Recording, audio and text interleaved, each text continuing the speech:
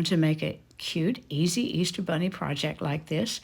All you have to have is a flocked Easter bunny from either Michael's, Hobby Lobby, someplace like that. Walmart has them as well, and some flowers and some ribbon. So let's get started. I've made a bow out of this pretty ribbon, tied it with a pipe cleaner, and I put a steel pick around the pipe cleaner so that I can easily insert it into the foam bunny's neck and then glue it in.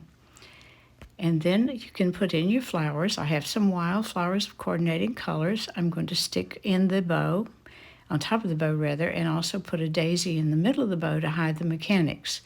Now if your flower stems are stiff enough, you can easily poke them into the foam bunny.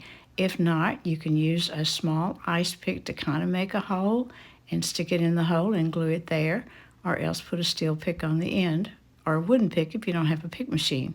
So I'm just putting in some flowers to create a draping effect. I put in 2 stems of the wildflowers, and I'm going to add some of the orange daisies toward the bottom.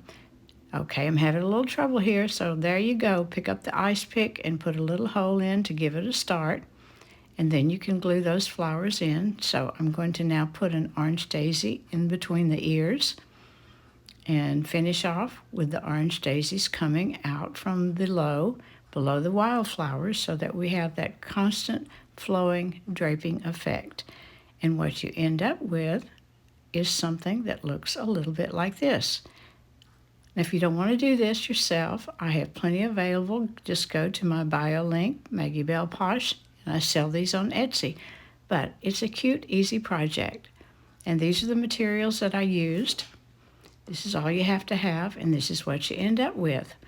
I hope you have a very happy Easter.